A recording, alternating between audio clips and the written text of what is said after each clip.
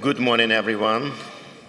We are Cantors, Elena and Sergei Schwartz of Temple Sinai of Roslyn, and I guess we are part of this glorious diversity. Ami was mentioned, maybe not that glorious, but we are part of diversity.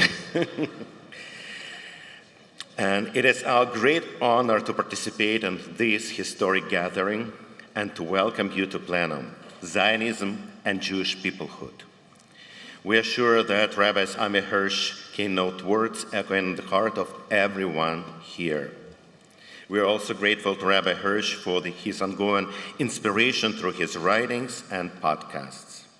And of course, on account of everyone here, we would like again to thank Rabbi Tracy Kaplowitz, to thank Mark Anshan and everyone on the planning committee for organizing this incredible gathering of the leading minds of the Reform movement at Stephen Wise Free Synagogue in New York City. We were asked to share a little bit of our stories. So Elena and I grew up, as you probably can tell from my accent, in the former Soviet Union, where practicing Judaism was prohibited. Our grandfathers grew up in Poland and were Holocaust survivors. Staying after the war in the Soviet Union, even during times of persecution and repression, they continued to practice some Judaism at home. And when I returned to Ukraine in the late 90s, when I was writing my Hebrew college thesis, I went into the synagogue in our home city of Dnipro, and to my surprise, an old man told me that my grandfather, David Schwartz, was all these years a gabbai at this tiny synagogue. He was one of just a few people that knew how to read from the Torah, how to lead the service in a city of over 1 million. Although Judaism, along with all other religions, was prohibited, the Soviet government closed its eyes while keeping close control on older individuals who tried to retain Judaism as a religion, as long as they didn't share these teachings with the younger generations. In spite of this, we grew up with a very strong identification as Jews. It was what we call in Mama Loshen a Yiddishkeit. Meanwhile, while practicing Judaism remained prohibited in our homeland, American Jews, you, were fighting for our rights and freedom unbeknownst to us. On December 1987, 250,000 people gathered in Washington, D.C. on the eve of historic summit between Ronald Reagan and Mikhail Gorbachev. They came to a rally aimed at freeing Jews in what was then the Soviet Union. This event in Washington, D.C. and everything that followed changed the destiny of over 2 million Soviet Jews. It changed our life and the life of our family forever. The persecution of Jews in the Soviet Union started with a policy of Joseph Stalin initiated in 1937 and was the state-sponsored unwritten policy till the breakup of the Soviet Union. Every Soviet citizen was required to carry an internal passport, and under nationality, in the fifth line of the passport, Jews were required to list Jewish. But in 1989, the gate opened. It happened because the American Jews, the American Jewish community, was united and relentless in exerting constant pressure on the government. In turn, American foreign policy elevated the freeing of Soviet Jews to the top of their agenda. And yes, the gate really had opened, and very soon in 1990, our family left the Soviet Union and made Aliyah to Israel. Well, the first years in Israel were filled with many challenges. Looking back, I can say that our experience in Israel made us the Jews we are today. Our life in Israel helped us realize that being Jewish is much more than just a fifth line in your passport. It helped us to form our new identity, proud to be a Jew identity. There in Israel we learned, among many other things, that our nation never gave up battling for justice, fighting for the oppressed, and rescuing Jews from other lands. We were rescued by other Jews, by American and Israeli Jews, and for that, we're forever grateful. Israel never faltered in saving Jews from any place in the world where they didn't feel safe. And nowadays, as the greatest European conflict since the Second World War rages on in Ukraine, Israel is actively saving and protecting Ukraine's Jews. In anticipation of a massive wave of Aliyah from Ukraine, the Jewish Agency of Israel has launched its Aliyah Express, a special program that expedites the immigration process, resulting in thousands of Ukrainian Olim arriving in Israel per week. Since the beginning of the war in Ukraine, we and the community of Temple Sinai of Roslyn have been assisting numerous families to escape the horrors of the war, to come to the United States, or to make Aliyah to Israel. On our 2 personal missions to volunteer in Poland, we also witnessed numerous American and Israeli Jews side by side doing their best to assist refugees from Ukraine, as proof of the statement that Kol Israel Aravim Ze Bazeh, that we are responsible for one another and we are all part of Jewish peoplehood. The focus of our plenum today is the role Israel, Zionism, and Jewish peoplehood play in the continuity and future of the reform movement. We will discuss what needs to be done to strengthen our ties with Israel, amplify Zionism, and our commitment to the Jewish peoplehood. Before I present our presenters, our panelists, each of you has index cards and a pen in your bag. Please write any questions you have for our presenters. When we begin the discussion component of this plenum, planning committee members will walk down the aisles to collect them. We will address as many questions as we can during our conversation. So please do that. And now it's time for us to present our plenum participants. First, Rabbi Joshua Davidson. Rabbi Joshua Davidson holds the Peter and Mary Calico Senior Rabbinic Chair of Congregation Emanu-El in the city of New York. He previously served as Senior Rabbi of Temple Bethel of North and Westchester, and Assistant and Associate Rabbi of Central Synagogue. A graduate of Princeton and ordained by HUC JIR, Rabbi Davidson's work includes anti-death penalty advocacy, LGBTQ inclusion, and interfaith dialogue. In 2009, he was honored for interfaith work by the Westchester Jewish Council and the American Jewish Committee. Rabbi Davidson chairs a partnership of faith in New York City and is a member of the HUC Board of Governors, HUC's President's Rabbinic Council, the board of UJA Federation of New York, and the Muslim Jewish Advisory Council. Previously, he has held leadership roles in the Central Conference of American Rabbis, the Commission on Social Action of Reform Judaism, and Rabbis for Human Rights. Rabbi Davidson was honored with the Corkin Family Fellowship at the University of Pennsylvania, and KLAL, the National Jewish Center for Learning and Leadership. His articles have appeared in publications including the Jewish Week, Commentary, the New York Times, and the Jerusalem Post, and he is a contributing writer in Rabbi Lawrence Hoffman's Prayers of Awe series. Rabbi Matthew D. Gewirtz is the senior rabbi of Congregation Bnei Jeshurun in Short Hills, New Jersey. Previously, he served as a senior associate rabbi of New York's Congregation Rodef Shalom. He was ordained by HUC JIR, where he also earned his master's in Hebrew literature. Rabbi Gewirtz currently serves as the president of the Coalition of Religious Leaders of the state of New Jersey and a fellow at the National Jewish think tank, KLAL. He also serves on the Newark Museum Council and was a founding executive committee member of the Newark Coalition for Hope and Peace, an interfaith organization committed to ending gang violence. A regular contributor to numerous professional publications, including the CCR Journal, the American Rabbi, and the Wisdom Daily, Rabbi Gewirtz is the author of The Gift of Grief, Finding Peace, Transformation, and Renewed Life After Great Sorrow, and To Build a Brave Space, The Making of a Spiritual First Responder.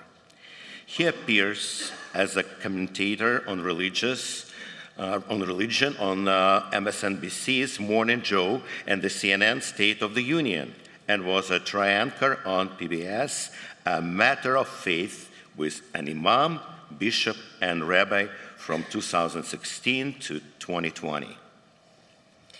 Rabbi Tarlan Rabizadeh is Vice President for Jewish Engagement at American Jewish University, where she directs the Maas Center for Jewish Journeys and the Miller Introduction to Judaism program.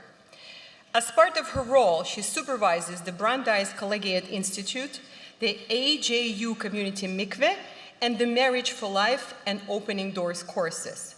Ordained at Hebrew College Jewish Institute of Religion, Rabbi Rabizadeh is thrilled to contribute her culture-merging sensibility toward creating meaningful and inclusive Jewish experiences at American Jewish University. She previously served as Director of Student Life at the University of California, Los Angeles Hillel, and the Simcha and Sarah Lehner Senior Jewish Educator, and was also a Jewish Emergent Network Fellow at the Kitchen in San Francisco, as well as a Milken Community High School faculty member. Rabbi Rabizadeh holds a bachelor's in political science with a minor in Hebrew from Boston University and a master's in Jewish education and Hebrew literature from HUC-JIR. Please welcome our presenters.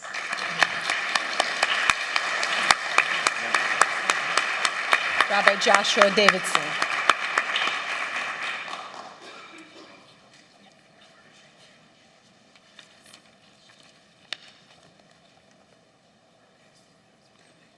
Thank you very much. I am grateful to be with you all and honored to speak, really quite humbled to speak, and a little scared before so many colleagues, including those who have been my teachers and know much more of these issues than I do.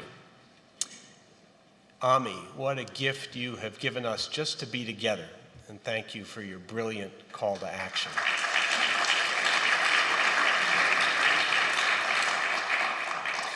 During my allotted time, I intend to reflect first on the challenges of being a liberal Zionist, to which many of us can relate, then the formative significance of peoplehood to religion, and finally what I perceive as the danger to both when the ember of faith separates from the fire that once ignited it. Much of what I will share appeared in separate articles in the Jerusalem Post and Haaretz. As a rabbi, I am a committed Zionist, not in a religious sense that views the land as a divine inheritance, or a nativist one that would exclude other peoples from sharing it. Nor do I subscribe to the brand of Zionism Otzma Yehudit proposes to elevate in government policy. Rather, I recognize the Jewish people's undeniable presence in the land of Israel for at least 3,000 years, Israel as the cradle of the Jewish faith and story, the necessity of a safe refuge for the Jewish people given our history and anti-Semitism today, and the simple fact that Israel is home to more Jews than any other nation in the world. As a rabbi, I am also a committed liberal, not in a political sense, but intellectually and socially. Rabbinic tradition, grounded in the Talmud, was one of vigorous debate where minority opinions were diligently recorded and respected. Therefore, I endeavor to approach matters with depth of thought and openness of mind, prioritizing human freedom and dignity above all else. If the foundation of liberalism is the rejection of narrow worldviews, and the platform of Zionism is the necessity of a home for all Jews in Judaism's birthplace, then the cornerstone of liberal Zionism is the support of a nation built on democratic principles and one where Jews will always be protected and Jewish identity celebrated, precisely the aspirations enshrined in Israel's Declaration of Independence 75 years ago. But liberalism and Zionism have become a more difficult package to promote today. The liberal Zionist is challenged constantly to acknowledge competing rights and claims while fending off vicious rhetorical attacks on Israel's legitimacy as a Jewish state. What I say, whether I emphasize my liberalism or my Zionism, often depends on who is listening and what they believe. To a community, including many Jews, that questions Israel's claim to the land or the reality of the security threats under which Israelis live, I have one set of talking points. To a community that fails to recognize the dangers of Israel's turn toward religious nationalism, I have another. Last spring, an American Jewish Committee survey revealed that barely half of American Jewish millennials consider Israel important to their Jewishness, with more than a quarter acknowledging reevaluating their commitment to Israel in response to the anti-Israel climate on college campuses and in other settings, where there exists a tendency among some of Israel's detractors to conflate the Israeli-Palestinian conflict with other liberation struggles and implicate Israel's supporters in every societal injustice. But before we accuse younger American Jews of abandoning Israel, the living symbol of Jewish liberation, perhaps because they believe they must to be counted among the just, we should recall that they are not the first American Jews to demonstrate ambivalence toward Israel and favor universalistic aspiration over particularistic interest. Gathered in Pittsburgh in 1885, the Central Conference of American Rabbis declared, you heard it, we consider ourselves no longer a nation, but a religious community, and therefore expect neither a return to Palestine nor the restoration of the Jewish state. A nation was tied to a land. A religious community could flourish anywhere. And having long since left the land of Israel behind, not only was the ideal of nationhood obsolete, they argued, it limited their reach and impeded their mission to support other peoples of the earth still struggling under oppression. But the argument, a conceit of Western Jews, newly citizens of religiously pluralistic nations, was flawed. It reflected the modern Judaism they envisioned and neglected the richer Judaism that had been. The term religious community hardly captures Jews. B'tei Kul and Malawach are not religious. Neither is Ladino or Yiddish, but all are Jewish. A faith, a culture, an ethical code, a history, and a nation. Judaism comprises them all. It is, as Mordecai Kaplan explained, a civilization. Kaplan was inspired by French sociologist Émile Durkheim. Durkheim located the origins of religion in the collective effervescence of a group. Not individuals, but people, already linked in close association. Peoplehood, he said, precedes religion. Kaplan, applying Durkheim's insight, believed that Jews have survived as a religious community despite continuous threats against us because we were first and have always been a people with roots in an ancestral homeland and branches reaching across the globe.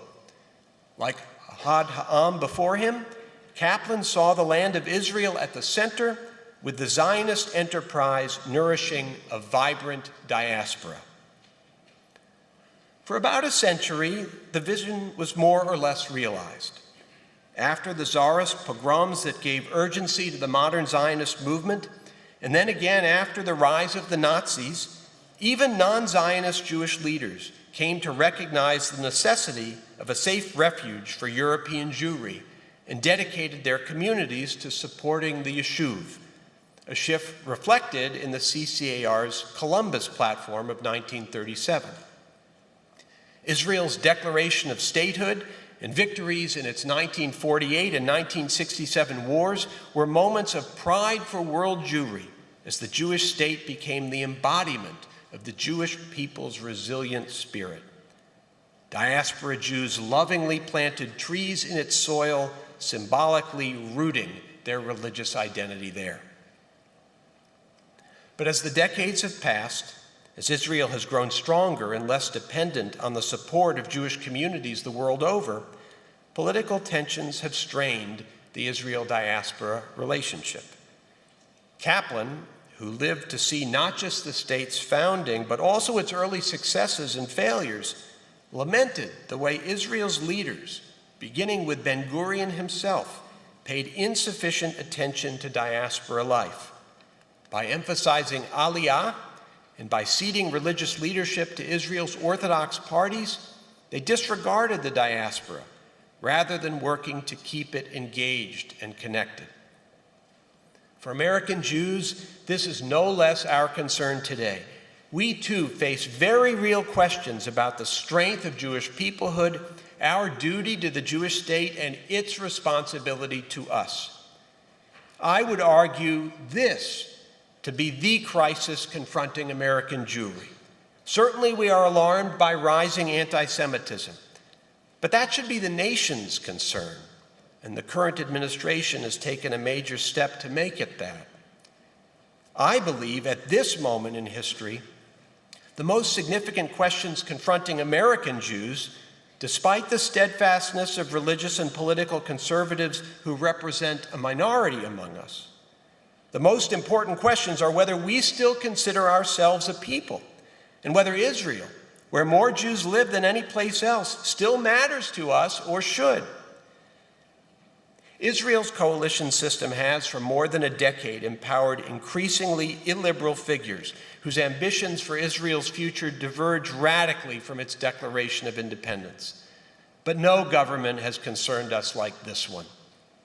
To this gathering, I need not rehearse the dangers of the bill curtailing judicial review, its threat to the civil liberties of all Israelis, or how other coalition proposals imperil members of the LGBTQ+ community, Jews who do not measure up to halachic standards, or the Palestinian people's own national aspirations. Our Jewish commitment to justice demanded that we protest, and we have. The government needs to know that the world is watching, not just the United Nations, which is always watching and waiting to condemn, but us, the West, the United States, and specifically American Jews. Whether or not the coalition cares is another story. In so many ways, it too has spurned the diaspora, widening a divide that predates its own rise to power. When one Israeli government after another vests authority over religious life in ultra-Orthodox parties who deny the legitimacy of any form of Judaism but their own, that sends a message to the majority of American Jews who are not Orthodox that we don't matter. Many American Jews threw up their hands long ago. But as I remind my congregants, we have witnessed governments in America, Democratic and Republican, with which we have disagreed vehemently, but we have never walked away. We have advocated and lobbied, rallied and protested. Often we have worked through non-governmental agencies to enact policies reflecting our values. In Israel, too, countless NGOs are laboring to alter the course the current government is steering, fighting for women's rights, the release of marriage from the grip of the Rabbanut, modern educational opportunities for yeshiva students, and religious and civil liberties for all Israelis. We must support them. We may feel angry, alienated, even demoralized, but we are not going to give up on a dream that took 2,000 years to realize. Perhaps one does not fully appreciate the importance of Israel to Jewish survival until one has endured the type of anti-Semitism we're now experiencing in America. But ask European Jews what the fact of Israel means to them, or Argentinian Jewry, or Russian Jewry. Our commitment to Israel is the very litmus test of our concern for Jewish peoplehood. But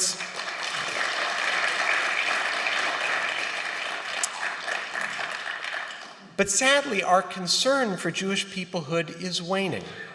Studies show that American Jews in their 30s and 40s feel less connected to and less responsible for the well-being of world Jewry than their parents, and our attachments to other American Jews are weakening. In the last 50 years, synagogue affiliation plummeted from 70% to 30%. And though the number of Americans self-identifying as Jews has climbed from 5.5 million in 1990 to 7.5 million today, congregations are merging, non-Orthodox movements are shrinking, and the number of rabbinic students is declining. I know how our movement's leaders toil to address these challenges, but this is what I believe happens when religion becomes divorced from peoplehood, when an ember separates from the fire that once ignited it. We must reverse the trends, and we can. Jewish institutions can raise the priority of world Jewry in their teaching and their giving. Congregations which daily connect Jews with one another can link them not just to those within their own walls, but to communities around the country and the globe. And our Zionist education can introduce Jews to the diversity and richness of Israel beyond its fraught politics, though those politics certainly cannot be ignored. Responding to the Pittsburgh Platform, in 1935, Rabbi Abba Hillel Silver declared, "It is the total program of Jewish life and destiny which the religious leaders of our people should stress today. The religious and moral values, the universal concepts, the mandate of mission, as well as the Jewish people itself and all its national aspirations." That is what we must do. But we will need help from Israel, just as Kaplan taught. Israel must recognize that diaspora Jews count. If their democratic values are flouted, if they are repulsed by the treatment of the Palestinians, if non-Orthodox Jews are not granted equal rights in Judaism's birthplace and homeland, their support for Israel will further wane, and they will, as many of America's early reformers did, tear away the branches from the root. And that will be as damaging to Israel as it will be to us. Thank you.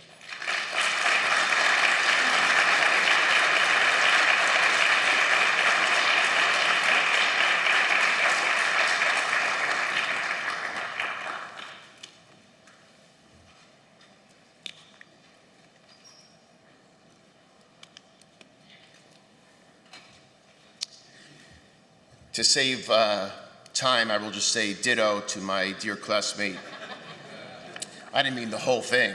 I just meant the gratitude expressed and the daunting privilege it is to be here. And indeed, thank you to Ami and to Mark and to Tracy and the committee to inviting us here. We have to stop using the word uptick. It's not. It's an exponential proliferation. It recently visited my bubble in suburban New Jersey. It culminated on a bat mitzvah bus. A group of middle school boys doused a group of Jewish girls with water, attempting to replicate the chambers, yelling, "Gas the Jews." Apparently, this incident acted as the crescendo of a period of verbal attacks. And to boot, for weeks, these boys creatively printed receipts from suburban parking meters, replacing their names on the printouts with hateful language. "Kill the Jews," "Happy birthday, Hitler," chants of "We live in Jewtopia." We are still in the midst, working with the ADL and the AJC, politicians, school administration, and the Interfaith Clergy Association. My colleagues and I have spent scores of hours with hundreds of students and parents. One image stands out. I was sitting with a group of about 30 seventh graders, Jewish seventh graders. After a few moments of awkward teenage silence, a sensitive and brave student asked, "Rabbi Matt, I know this is sort of weird to ask, but can you explain more of what the Holocaust actually was?" I asked how many felt the same, and 90% of the other students' hands went up. I was flooded with guilt and with shame. How is it possible that they didn't know? I've been their rabbis their entire lives. I didn't have the luxury of time to assess my own failings. They continued with innocent curiosity. What were the gas chambers? How could an entire society allow it to happen? How many children died? And then the wise and searing question, Rabbi Matt, if we don't understand what the gas chambers were, do you think our Christian classmates understood what they were saying on the bus that night? The parents joined an hour later, blame vivid in their eyes. It's true, COVID made it impossible to teach anything besides enough Hebrew to get our kids to the B'nai Mitzvah, finish line, start line. It's true we only get these kids 3 hours a week, and they show up for lucky 70% of the time. And it's true, I told them, there is plenty of complicity to go around. Synagogues are certainly not the only place where Jewish identity should be cultivated. Jews are made Jewish in their homes, where conversations about the world have to happen, not chancing it to TikTok alone. I am not here to talk about anti-Semitism, but I share this story because the parallel applies. Over the past 2 decades or so, a phenomenon has taken place, like a leaky faucet to which we didn't pay proper attention. First, we were shocked, then we derided, and then we started to split over the situation, over the question of our homeland. The matter, I think, is generational. Look around this room, and most of us are close enough in age to have been raised about the same. We lived closer to an overt Zionist narrative than Jews 40 or younger, and I'm offending the 5 of you who are below 40 in this room. And the rest of you just have gotten to look older faster, but I don't think that's the case. The importance of Israel was in the air we breathed. Israel lived vibrantly in my own household. My dad was barely born here, with the Holocaust shadow over our home always. My mother was as anti-Vietnam as one could be in the 1970s, and yet she insisted that I would never fight in Vietnam. If there was any place I was going to fight, I would hoist that gun, and it would be and for Eretz Yisrael. Indeed, I was told of the stories of the bravery of 1967. I remember my home rabbi, Rabbi Harold Saperstein's sermon, in which he proclaimed that he would fast 11 consecutive days for the Israelis killed in the Munich massacre. And just months later, my same dear rabbi announcing the horrific news of the surprise attack on Yom Kippur. A few years later, when Anwar Sadat had the courage to fly to Tel Aviv and meet the equally brave Menachem Begin, I was the nerdy 13-year-old reading every headline, waiting to see with bated breath what was to come of Camp David. My narrative, like so many of yours, was punctuated by Entebbe, Russian and Ethiopian immigration, Oslo, Intifada, life-changing years on kibbutz, and for many of us at HUC-JIR, and of course, the assassination of Yitzhak Rabin. We grew up with Israel as part of the fabric of our beings. I love America. I love the freedom and privilege living here has afforded my family and me. but I don't know how else to describe my love for Zion than to say that I feel like I'm cheating on a relationship for living here and not there. It is only my love for the American Jewish rabbinate that has kept me here. When most of us grew up, Israel may have been in constant peril, but the one thing we had simultaneously is we lived a fairly unified narrative. Something changed.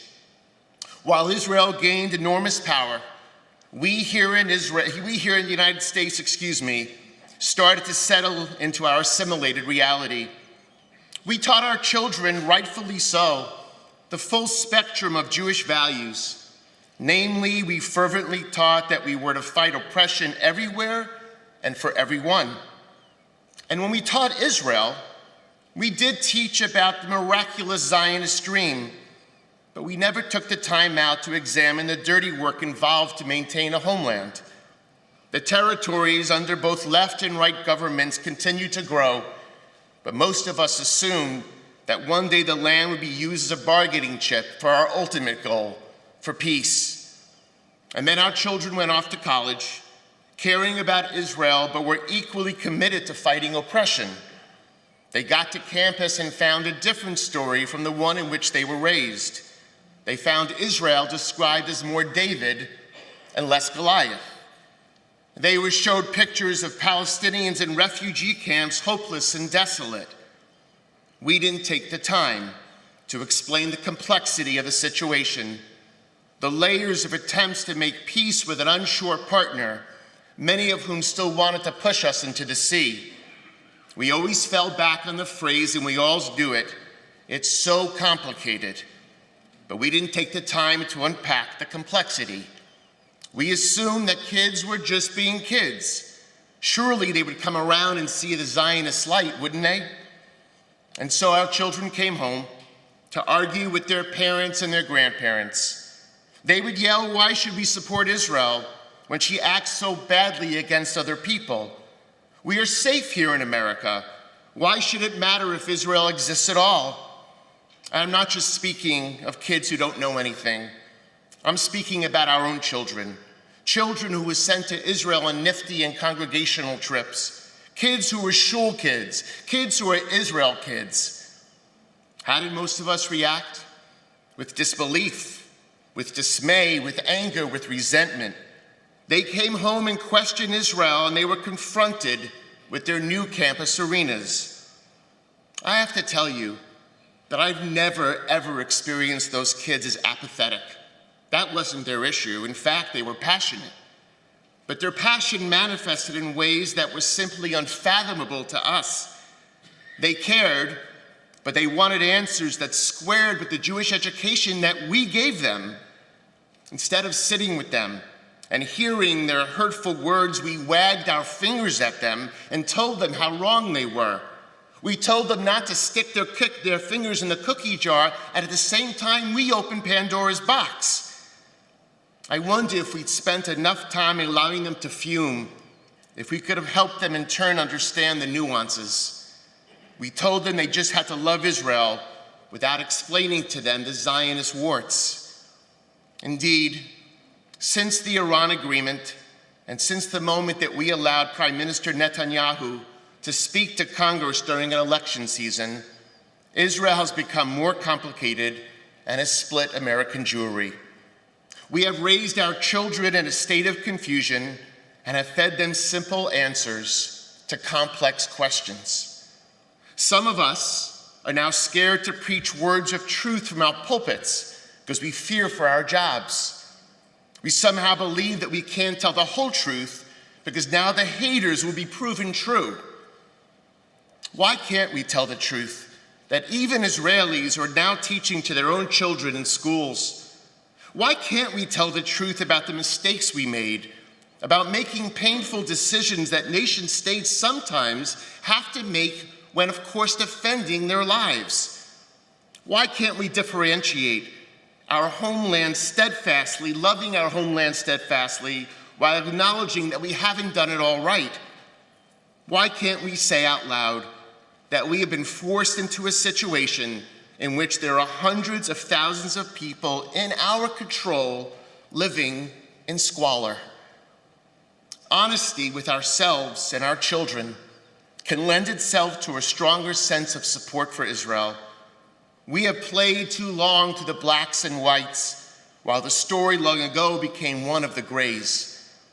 And this makes for a real quandary for our movement. We are accused, meaning our movement, from all sides of acting too sympathetically to those who critique Israel. We are accused that we are aiding and abetting the haters. We are told that we are more committed to social action as the cause rather than commitment to our homeland. I will tell you, and I hope this is incendiary, I think that's too easy a judgment. It's too easy an assessment. If we're going to bring our children along, we're going to have to wag our fingers less and enter into open dialogue more. We're going to have to listen carefully so we can help them see the entire picture. Our children didn't grow up with the narrative we did, and we have to help bring them along, and we're going to have to dig deeper. Our movement leaders are the last thing in the world I'd ever call our movement leaders. They are not anti-Zionist by any stretch of the imagination. Of course, they have missed the mark like all of us have missed the mark in certain fronts.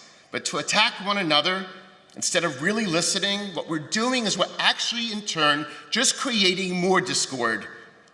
Indeed, our political leaders have picked up on the cracks in our community and they have moved in for the kill. There are anti-Zionists on both sides of the political aisle, but instead of being committed to ridding our respective parties of such behavior, we become their political pawns.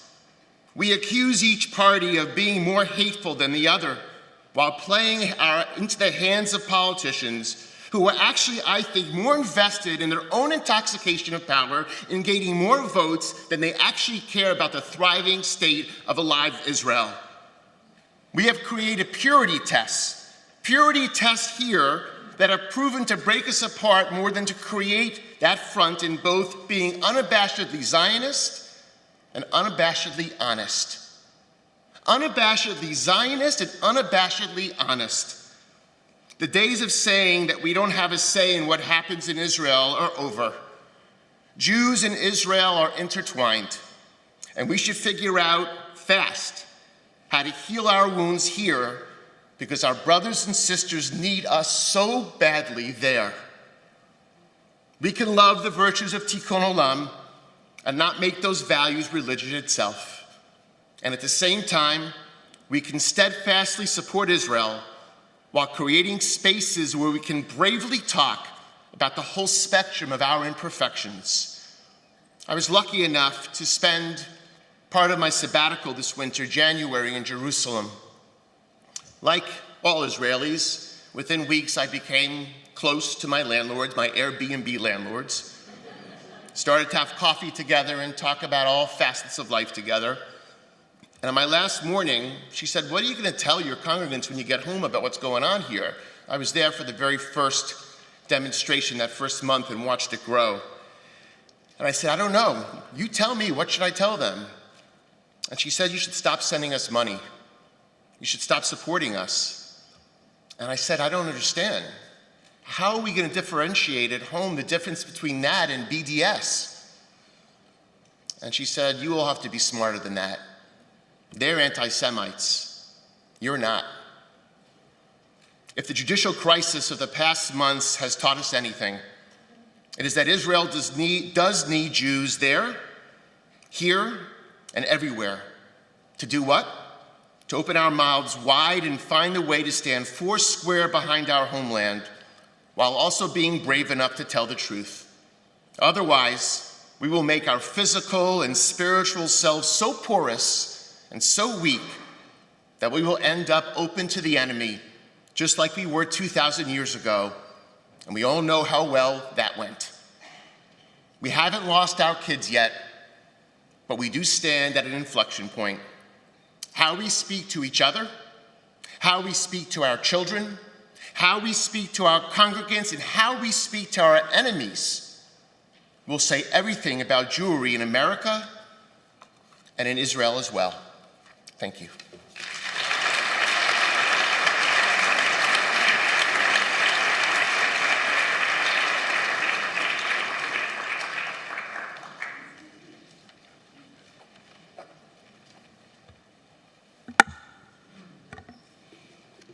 Boker Tov, everyone. It's still Boker, isn't it?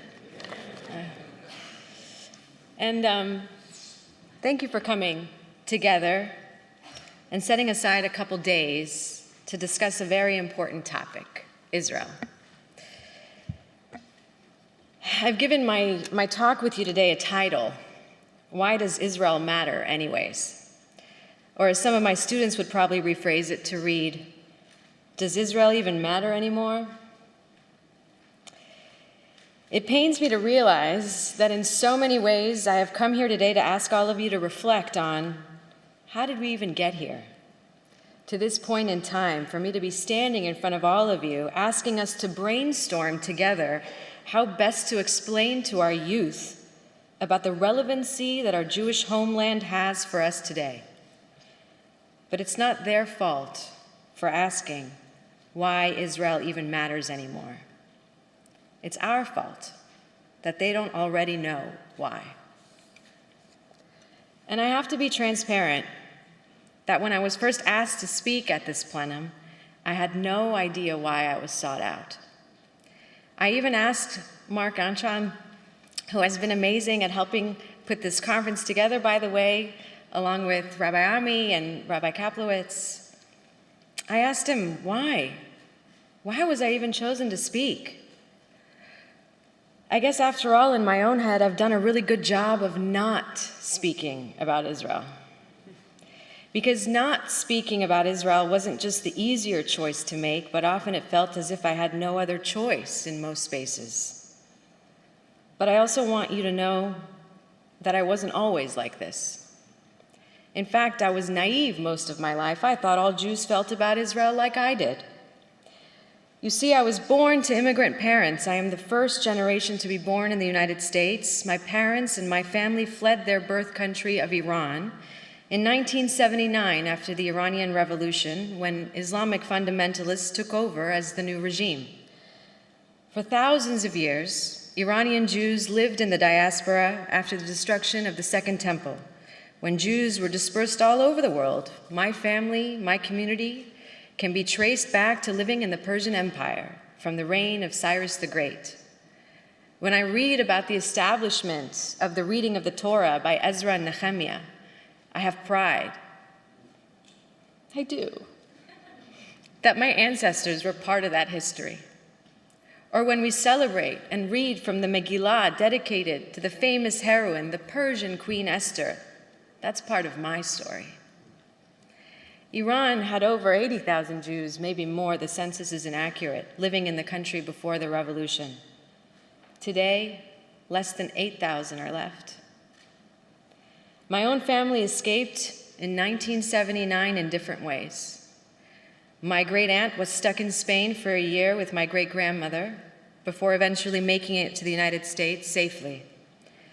My other great-aunt escaped like a thief in the night with the help of villagers on horseback through the mountains of Pakistan before arriving to Italy and then eventually to Los Angeles. Today, Los Angeles is home to the largest concentration of Iranians outside of Iran, and it has come to be affectionately known as Irangeles or Tehrangeles. But the truth is that not everyone was so lucky to escape, at least not right away. My own paternal grandparents were deemed by the new Islamic Iranian government as mamnul khuruj, unable to leave the country and in lockdown. They eventually escaped. But generally speaking, people with substantial financial means usually escaped illegally, or they had to give up all of their possessions in order to leave. Many Jews were accused of being spies for Israel. By the way, many Jews who still live in Iran today are faced with the same crime just for being Jewish. My great-aunt remembers planes from Israel, El Al flights coming in during the revolution, and packing in Jews to the brim before taking off. Israel helped the Iranian Jews who didn't have means, who didn't have the money to leave, and start their lives anew. Was it ever on the news that Israel swooped in? She once asked me rhetorically at Shabbat dinner. Of course not, she responded to her own question. But I saw it with my own eyes, she said to me. So that was a story I was fed as a kid growing up. We are Jews, and because we are Jewish, we have always migrated from place to place, but Israel is our home. So it must come to no surprise to all of you that when it came to enrolling me in school, my parents sent me to a private Jewish day school and high school. Stephen S. Wise, not this one, the one in LA. I loved Hebrew classes, especially with my Israeli teachers. They would make Judaism magical. I remember one of the teachers explaining manna to us and how it was given to the Israelites in the desert. You know what manna is? Anything you want. You want a burger? Manna was a burger.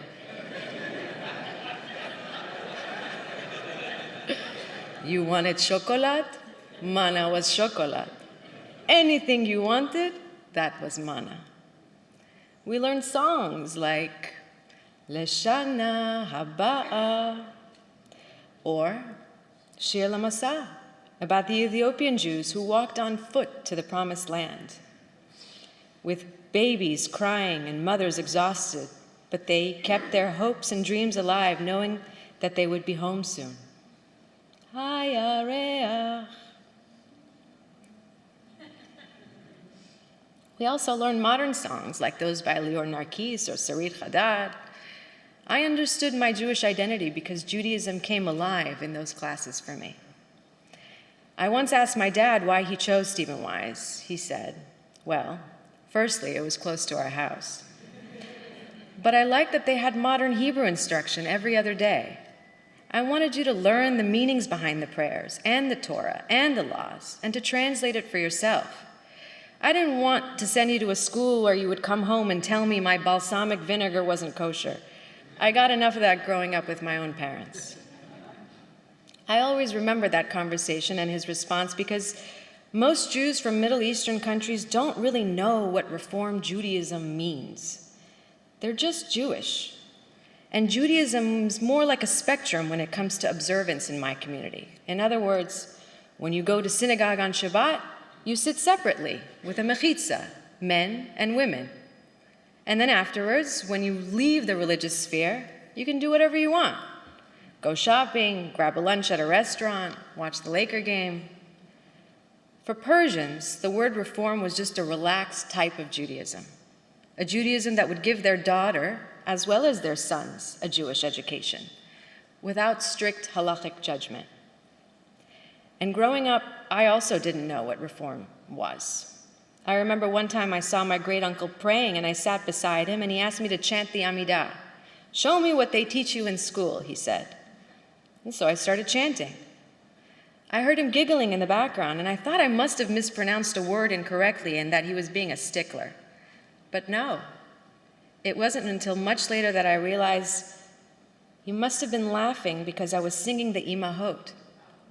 Elohei Sarah, Elohei Rivka, Elohei Leah, Elohei Rachel.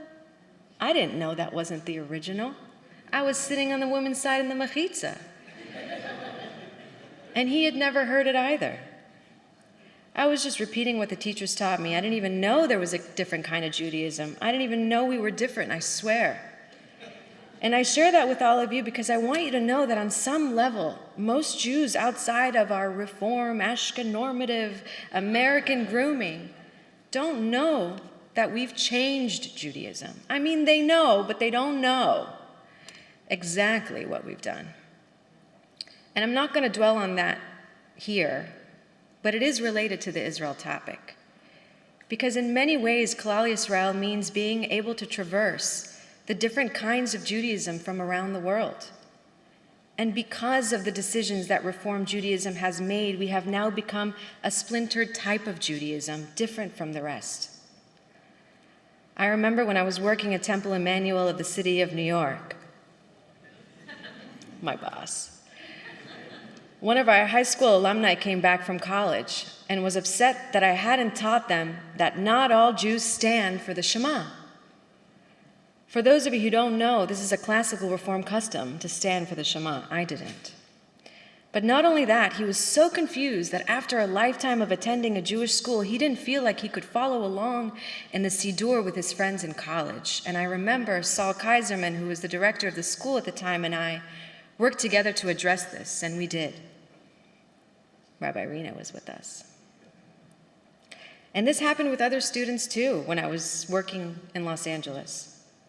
Rabbi, one student came to me, how could you not teach us about Sabra and Shatila, about the massacre that we were a part of when it comes to Israel history? I didn't have an answer. Well, not a good answer, at least. It wasn't in the curriculum. Fast forward to my time as the director of Hillel at UCLA, students didn't know how to talk about Israel. Reform students didn't know almost anything about how to do Jewish, how to light Shabbat candles, why a non-kosher meal would be offensive to the other, more observant Jews in the building.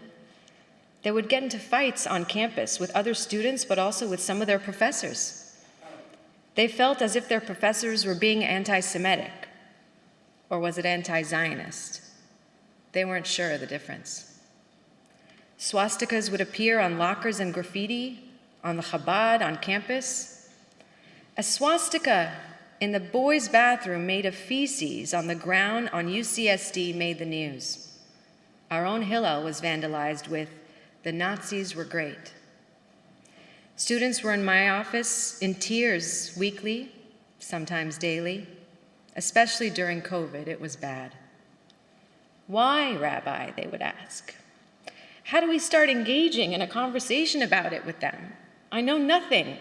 Where do I start to learn about Israel? Or the worst response of all, who cares about Israel, Rabbi? America's great.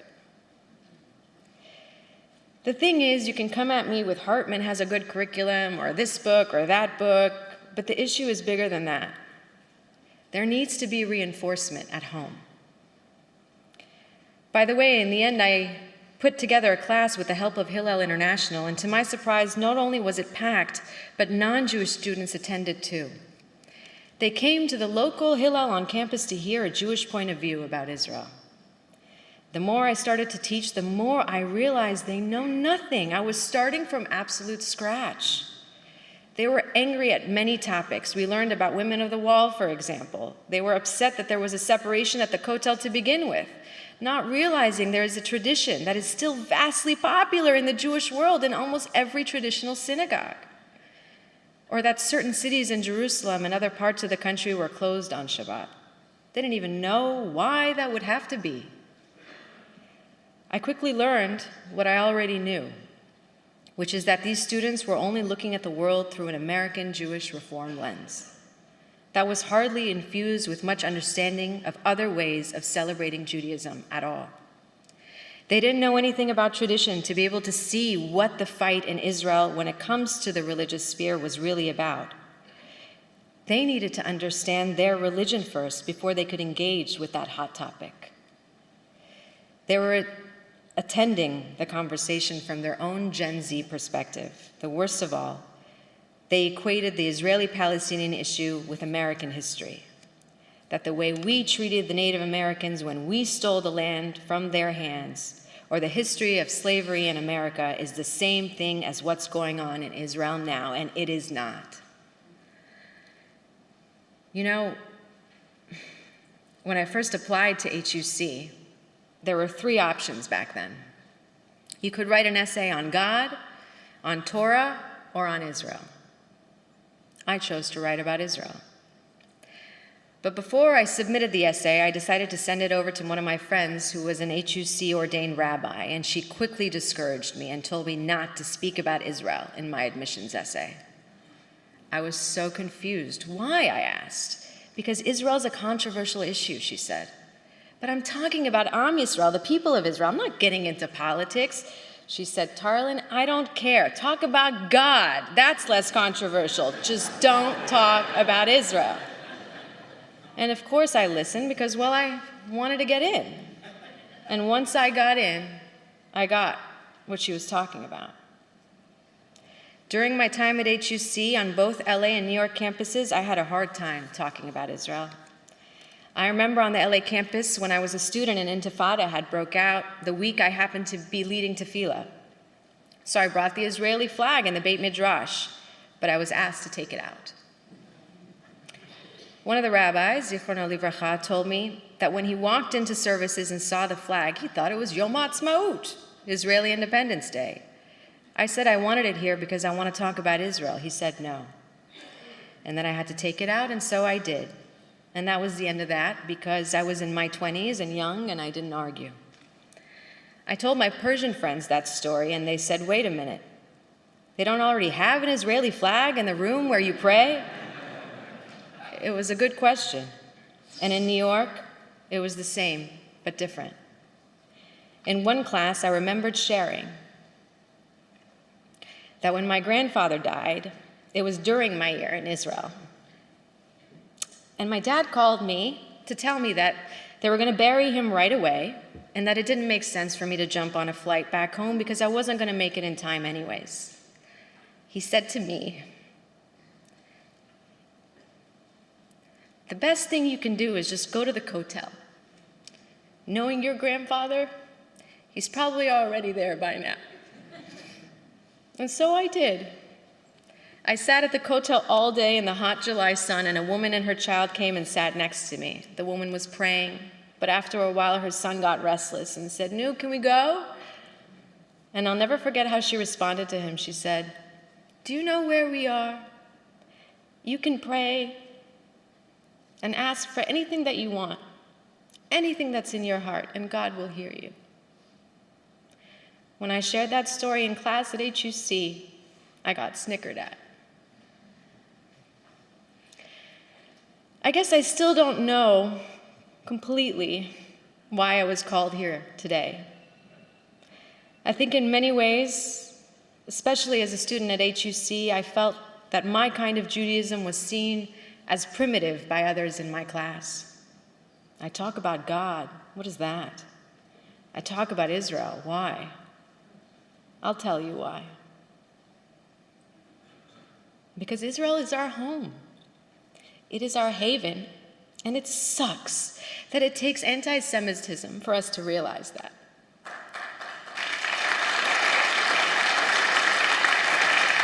Thanks.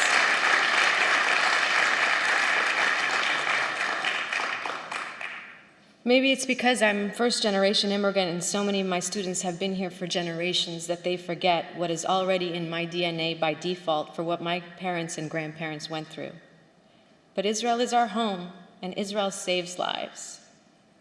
Or another way I've come to explain it, Israel is like your mom. Do you want to live with your mom? Maybe in doses. But when your mom needs support, financially or otherwise, isn't it your obligation to give it? And do I always agree with my mom? Certainly not. But do I need to make her look bad in front of strangers? In front of people outside of my family that don't understand my family dynamic, that already give me grief for being Jewish?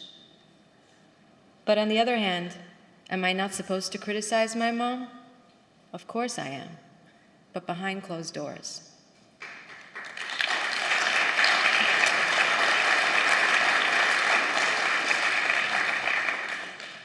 I don't have one solution for how to engage students because there isn't one solution. I can teach until I am blue in the face in the classroom, but if you don't go over the homework at home, it's as if they learn nothing from me. You think I learned about God or my love of Israel from school? Sure. I learned concepts and dates. God knows Dr. Gray drilled those dates in me. But it was my grandmother who taught me about the meaning of God, and it was my family who taught me why Israel matters, or how to do Jewish. We are not teaching how to do Judaism, how to love Israel, why Israel matters in the home. Parents need to reinforce the curriculum, and sure, we need to do a better job of creating more curriculum that gives students the tools that will allow them to have a basic understanding and common ground so that when they enter college and the real world, they have a backbone and know where to start the conversation. But none of that matters if you and me snicker at ideas where God is central to Judaism or at different ways of being Jewish. In many ways, we politicized Israel with Herzl. Maybe it's time now to make Israel a spiritual home again. The home of our religion, our spiritual home, or if we don't feel like the way things are going represent us, let's do something about it. Let's talk to Mom. But I'm tired of being scared of speaking and of being silent. I'm suffering. And worse than that, my students are suffering from not hearing from me, from us. I'll end with this last story of my time in Israel. I went to a rave. I don't know if you all know what that is. It's like an outdoor discotheque, if you will, with my then Israeli boyfriend during my year in Israel, back in my early 20s. Don't judge me now. But while we were standing in line to get in, the cops came, as they often do in Israel, to check on us. And they started pushing us back, pushing us so close to one another that in the hot summer sun, I started to feel claustrophobic. And I didn't know how long they would keep us like that. And so I said to my boyfriend, Alex, I'm gonna die. And this Israeli guy, a complete stranger, overhears my comment and looks at me and says, "Are you Jewish?" I said yes, not knowing what he was going to say next. He says, "We have been through worse times before. You're not going to die."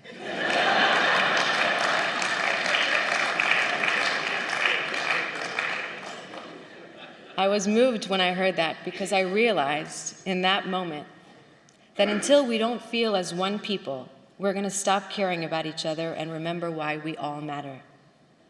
I remember once being asked whether Persian Jews cared about the Holocaust. When I told my family, my great aunt said, "What is the meaning of this question?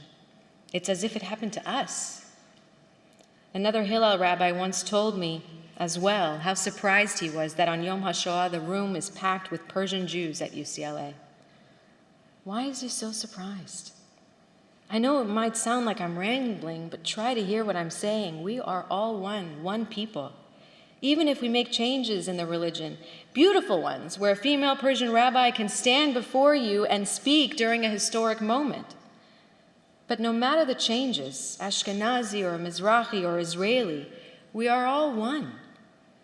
But just like in any relationship, we have to continue fighting and caring, and more than that, we need to reinforce the learning at home in order to maintain the relationship. Israel is our motherland. We may not live there, but we still have an obligation to our past, to our home, to our history. Until we feel connected, we cannot teach it to our children. Until we decide to do something about it ourselves, we cannot expect our children to understand why it matters. Thank God, America, even with its rampant anti-Semitism, is still a good place to live, and may it always be, Ken Yehi Ratzon. But I'll never forget what I was taught, that as Jews, we keep moving, and we always pray to the Mizrach, we pray to Jerusalem for a reason, to remember that in times of crisis, which way is the direction of our home? If we don't teach this to our children, to teach them that where to go in an emergency, God forbid, what will they do one day in generations to come when they don't know where to turn? But the bottom line, whatever you think, however you feel, continue to speak about Israel and make room for all diverse voices so that Israel always matters and remains relevant for all Jews. Because we are all one. And once we acknowledge that, we can get through anything. Because we have been through worse things before. It's true.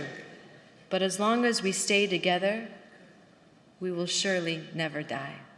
Am Yisrael Chai.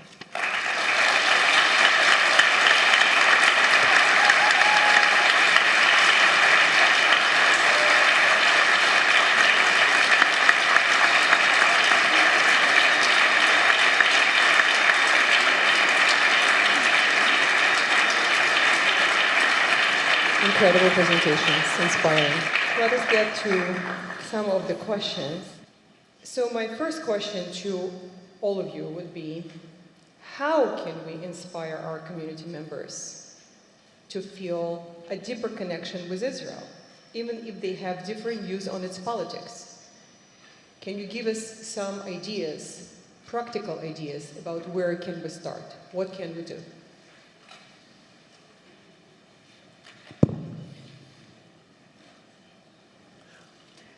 I'm happy to jump in. I think that the connection to other people is the most powerful and palpable one. And as I said in my own comments, we have the ability, technology certainly gives it to us in ways that we hadn't been aware of before, to connect our members of our congregations, our Hillels, with Jews, certainly in Israel, but around the world. And if our people can see themselves as part of a larger collective, I think that is a start and a rather simple one to address the concern of that we feel toward the attenuating relationships that we have with the Jewish people around the world.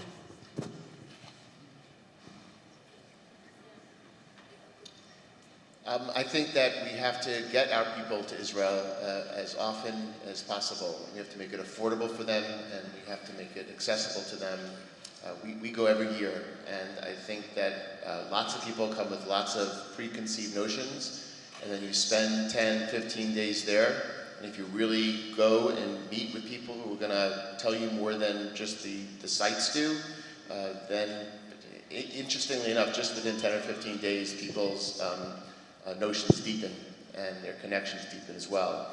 So I know that's not easy, it's not affordable, but I think getting people to Israel as often as possible makes a huge difference. Talk about an easy question. You have to talk about it. I think that's my bottom line. I mean, the Haggadah, the Passover is our original curriculum.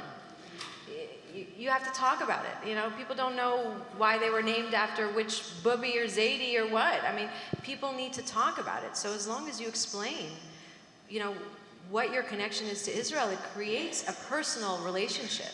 And I think the other reality is, whether you vote Trump or Biden, that doesn't represent America for you wholly. And that's the same thing with Israel. I mean, what's going on in politics right now is going to change if we want it to change. And I don't only believe that, it's true. The point is, just like in any marriage or relationship, once you stop fighting, you stop caring. And so we need to continue to engage our children if we actually believe there's something worth caring about. And I think it really starts with conversation, and then a trip to Israel. Thank you very much. So that was an easy question. We'll go a little bit harder on you. So it has become a norm to criticize Israel by many of us. Don't you think that it creates a feeling that Israel is always doing something wrong, especially for younger people who didn't yet travel to Israel and didn't develop strong bonds with Israel and love for Israel? This is, I think, a central issue to everyone here, and you could hear through all the different words that people have different opinions in this. You know, I don't know why. For sure, indoors, inside Jewish safe spaces, as was just said, we have to be able to talk openly about Israel. And the problem is that even in Jewish spaces, there are many colleagues out there who don't feel the safety to do that. And so that's a problem. I don't know why, for the good of our own souls and the good of the collective Jewish soul, that we can't have honest conversations outside of our homes in ways that describe all the extraordinary, miraculous beauty of our homeland, and also to be able to say out loud without any hate or rancor what it is that we need to do to improve our homeland. I'm not sure why that gives credence to haters who are only manufacturing canards. They're not true anti-Semitic claims. So for us to make believe that talking honestly and open about Israel is going to affirm those who hate us, then we are really being duped, because those who are conspiracy theorists are going to perpetuate those theories anyway. And in the meanwhile, we can do a lot for ourselves by being open and honest about what we do beautifully and what we need to improve upon. So no, I don't think that's true.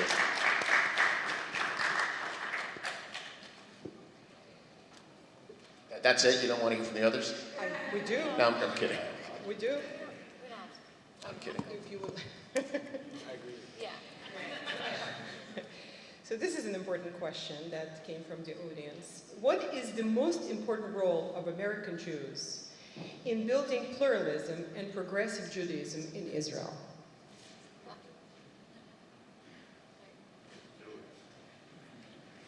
I want to share a story. I went with a UJA delegation a number of weeks ago to meet with leaders of the coalition. We went into the Knesset and sat down at a large table with Simcha Rothman. Now, this was a group of Reform rabbis, conservative rabbis, and Orthodox rabbis. And Rothman said, if you all want rights for Reform Jews in Israel, all of you Reformim should simply move to Israel. Now, he didn't realize that he was talking to a group of rabbis from across the denominational spectrum, but his point of view was that if we really cared, we would go there. I think more of us do need to make Aliyah so that we can help build up religious pluralism in Israel. But that can't be the only answer. Israel's leaders need to pay closer attention to what it is that is important to us. And they need to understand that if they don't, it will have ramifications for Israel's security within the global community. And we have to continue to make that clear, which I think we are trying to do through the protests that many of our own have been involved with.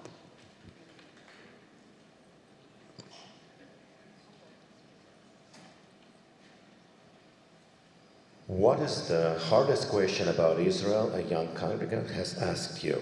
How did you answer it?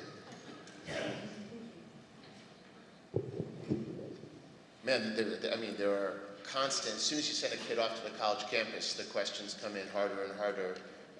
What I'm most troubled by and want to do my best to help these kids who were, as I said up there, and we all have complicity in this, or have been ill-prepared for the college campus, is they get presented with a bunch of facts that have been really well put together, with a marketing scheme that's pretty brilliant, and a publicity scheme that's equally as brilliant, and they don't know what to say. So I always say to them, ask one question, just sort of take a breath and ask one question before you get into it. Do you, so-and-so, believe that Israel has a legitimate right to exist where it is in its current phase? Stop there. And if the person says, yes, of course I do, but here's what I want to say, then good, sit down and have a conversation. If someone says, no, but, I walk away, because I think that that's a red line. And we can go on and on here about how unequally we are treated as it relates to the warts and wrinkles that we have versus other countries, and how we're held to account in a different way. So I don't want to put my kids in a situation where they're in a conversation that will go nowhere, but it is totally open to have a conversation with someone who believes in the legitimacy of Israel, but just wants to talk through its policy. So this is a question for all of you, if you can answer that. Can you suggest any strategies or initiatives to help our youth develop a nuanced understanding of Israel and Zionism in real time now? I think it would be fantastic if our youth were exposed to different ways of doing Jewish.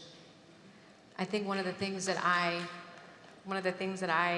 was always surprised about was that even, when we would go to different synagogues to learn about different ways of being Jewish, a lot of the synagogues were Ashkenazi synagogues that learned things from their local church.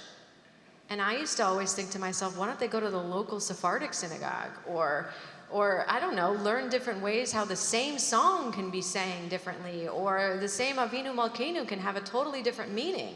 Because we're not victims, in the same way. We weren't, as Rabbi Hoffman once taught me,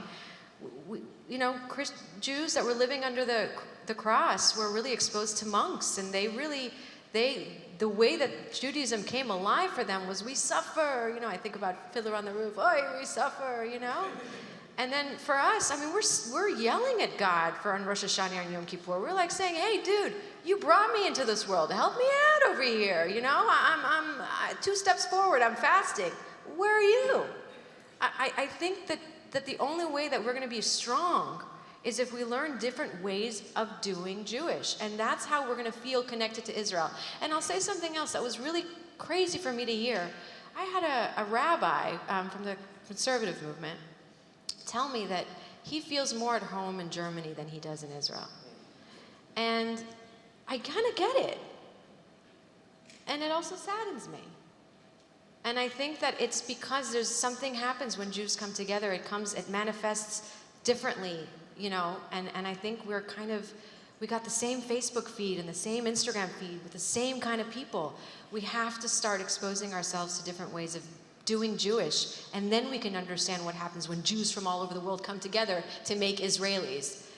That's another issue. We'll talk about it. I am embarrassed to say the opposite of what that rabbi said, and I please excuse the self-indulgence, but it was one of the more thrilling moments. My son just came home from spending a year course, and he was a baseball player and got chosen to pitch for the Israeli national team in Europe, in Germany. So my wife and I spent ridiculous amounts of money to go see him. And I've only been to Germany 3 times for very quick trips. And I'm still, because my dad was barely born here, still walk through Germany with such an irrational paranoia. So that's just the opposite of that. But what I say all that to lead to what I think is one of our most serious problems is that we are so good. I remember those of us who went to the New York school together and were in Leonard Kravitz's class. Remember he used to say to us, amongst all the isms that Kravitz had, would be like, Kinderlach, don't worry, when your pews are empty, something horrible will happen to the Jews and they'll fill right up. And he used to sort of laugh at it. But years later, I realized a really sad point he was making is that we are really good at showing up when there's a horrible thing that happens to a synagogue in Pittsburgh, and it was horrific, and Poway, and everything else Charlie Citron Walker. But a week later, we're back to 200 people. We had 1,000 who show up that night. So I think what's happening is that we have no clue what we're defending. And we are going to have to help our people understand what Shabbat is about and what celebrating the holy days are about. Not the holy days, the holy days they come to. And what the vibrancy of Jewish life is, because nothing is worse than defending an identity that is misunderstood. And I think our people walk around very much in confusion, ambiguous and ambivalent about their Jewish identities. And you try to put Israel in the mix, and yeah, they'll show up when Israel's in trouble, but they'll go back home the next week. And we have to bolster the Jewish identity if we have any shot of bolstering Israel. Thank you very much. There are so many questions that it's asked pretty much the same question in a different wording. So why have we so failed to measure up in the communication war regarding Israel and Palestinians? And to continue this on the same note, some of you want open discussion about the errors of Israel. Do you also want to talk as openly about the Palestinian errors in the past years in the history? Yeah, why would we not talk as openly about one as we would about the other? I've found in my own interfaith dialogue work that Christian communities, and we know that there are a number of Christian denominations that, every 2 years they pass an overture in their General Assembly, which we all, are very upset about for the right reasons. But I've found that in conversations with such communities, the more open that I can be about how I wrestle with Israel's shortcomings, the more they see me as a human being who loves his homeland and struggles with its failings in an effort to build it up and make it stronger. By the same token, they need to know all of the challenges that Israel faces, and those are tied to the Palestinian leadership's own shortcomings. We should be open about both. And why are we hiding because the PR machine doesn't work? And I've always been surprised when we bring groups that, you meet with Israeli government officials who are in charge of those kinds of propaganda machines, if we call them to be deriding. They're horrible at it. And I think the Palestinian structure has done a really good job at selling their narrative. And we've done a pretty loud, I don't mean us, but I mean at large, we've done a lousy job at that. But it doesn't mean that we should stop being truthful with ourselves, about ourselves, with people with whom we're in dialogue, just because the machine's not working. I want to say I agree, and I might be the last generation that knows what ditto means, but ditto. And I'll say, also as a LaFell fellow, one of the things that really I struggled with was we would go and we'd listen to an Israeli general, and then we'd drive, and then we'd hear the Palestinian side, and then we'd drive, and then we'd hear the Israeli side, and then we'd drive somewhere else and we'd hear the Palestinian side. And I would always say, why can't we put everybody in one room? I want to know what the holes are in everybody's argument. And remember, everybody has their own perspectives. Both sides don't always see the truth as it is. And the only way that we can really understand how to get to the bottom of this is if we hear both sides and really understand the other side. I mean, that's a Hillel Shammai tenet, to understand the other side before you put forth your own argument, right? And I listen, I was saying this to someone else the other day, unless we enjoy this vicious cycle, we're going to have to figure out a way to have a discussion and move forward to make this world better for our future kids. The end. So we have here questions for another 2 hours of conversation, and we hope the conversation will continue. But as we conclude our plan, we would like again to thank to all who organized this event. We would like to thank to Rabbi Joshua Davidson, Rabbi Matthew D, Rabbi Tarlan, Rabizadeh. Thank you for sharing your wisdom, your insight with all of us today. Thank you for your leadership. I just want to say one thing, because we haven't acknowledged them. There are leaders of the Israel movement for progressive Judaism who are sitting in this room. I mean, Ami did at the outset, who are doing incredible work in opening this conversation up to Israelis as well, and are building the infrastructure of our movement there, and helping seed those values of pluralism. And we owe them the most extraordinary debt of gratitude. So.